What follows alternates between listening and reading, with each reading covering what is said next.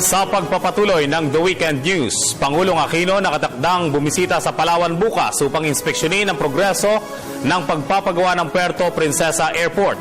Bukod dito, bibisita din ang Pangulo sa Cebu upang pangisiwaan ang groundbreaking ng isang proyekto doon para sa pagpapatayo naman ng bagong passenger terminal sa Mactan, Cebu International Airport. Ang mga nasabing proyekto ay naprubahan ng NEDA noong 2013 at 2014.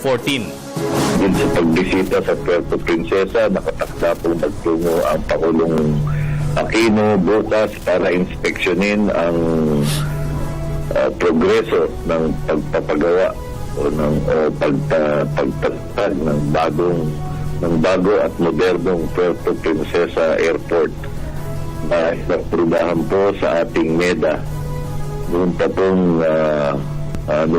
October 17, 2014. At ito po magkakahalaga ng 5.3 billion.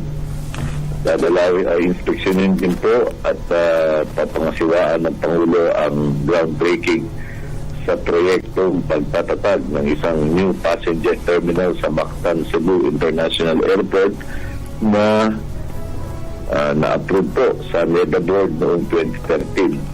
At ang project cost po nito ay 17.5 billion.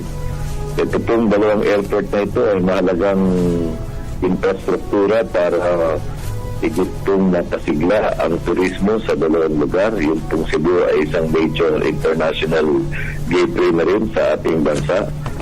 At inaasahan natin na lalo pang sisigla ang turismo at ang ekonomiya ng ating bansa pagkumpleto ng dalawang proyekto na yan.